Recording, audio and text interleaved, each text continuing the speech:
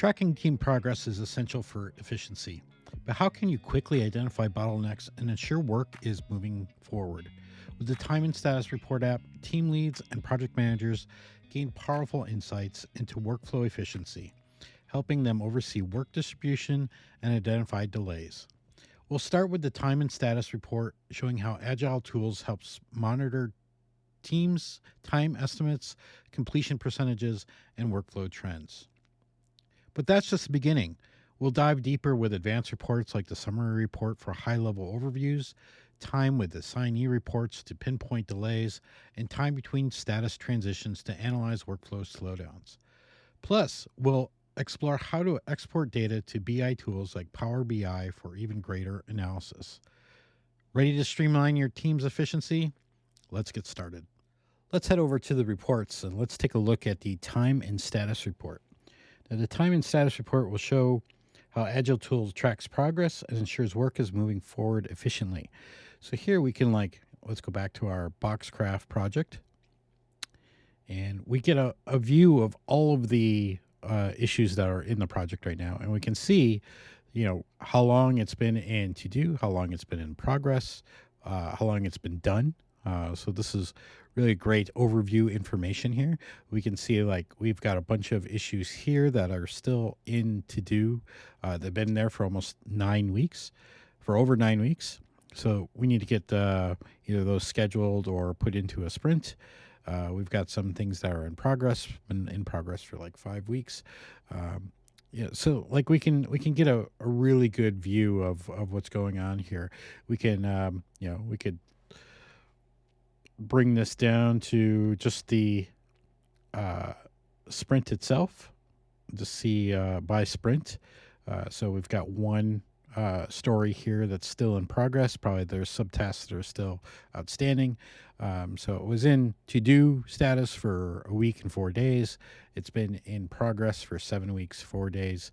And there's other stories here as well that are all done. And we can see it only took about a week and 4 days to get these 3 stories complete.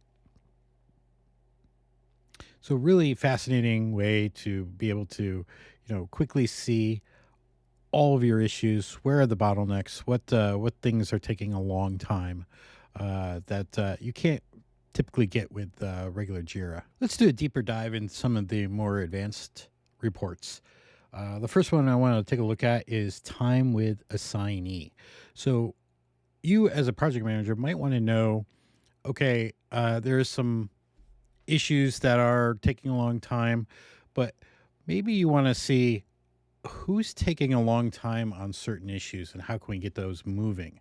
And so time with assignee is one of those that we can take a look at. So if we go to report and we scroll down to time with assignee, we get all of the issues for the Boxcraft because we've got that selected up here that come back.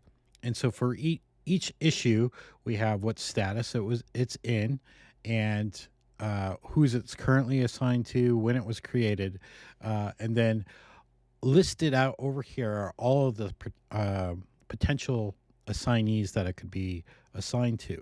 So box 64 here, it was a bug. Ralph must have found it and opened up that bug and immediately assigned it to himself.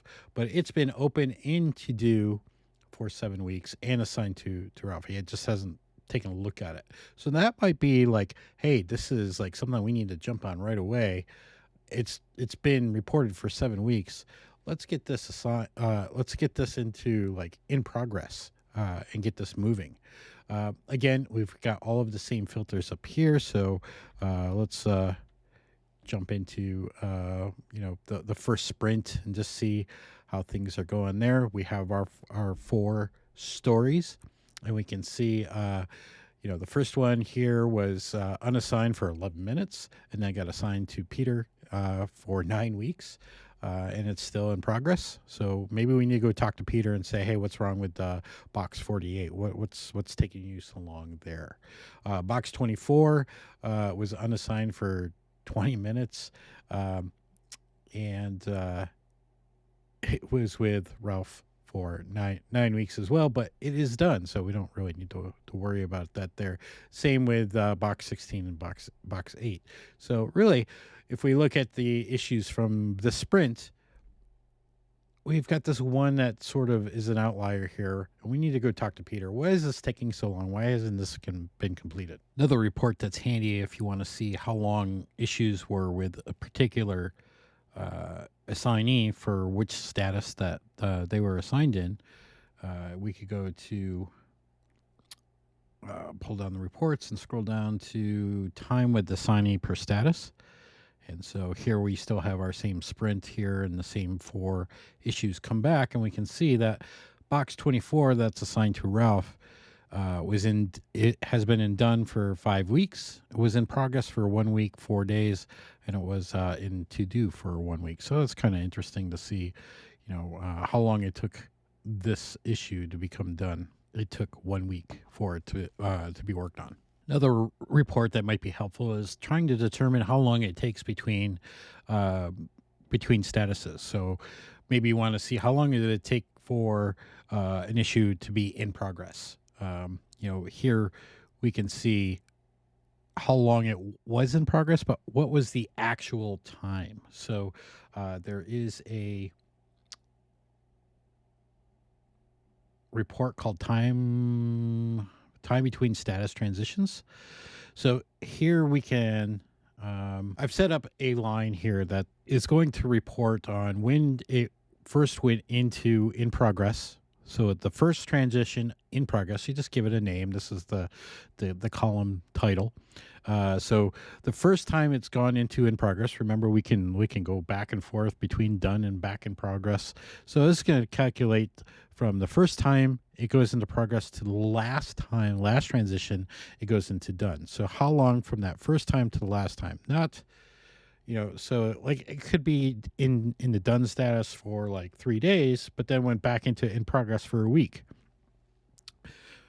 The previous, report time and status with assignee would only show that time minus the 3 days. But we want to know how long it was like before it was really done, before that last transition to done here. So we can save that. We have this column. We have all of the same filters, except for now we have a column that says in to done, in progress to done. And we can see that all of these have taken about a week and 4 days. Total time from in progress to the last time we switched it over to done. So that's a good way to see what's the total amount of calendar time between the two statuses. This is just an icing on the cake of what reports are available to you. There's plenty of stuff that you can get into, plenty of opportunities to fine tune the data to what exactly that you're looking for with all of these filters here. So it's very powerful in bringing back the data that you really, really want to look for.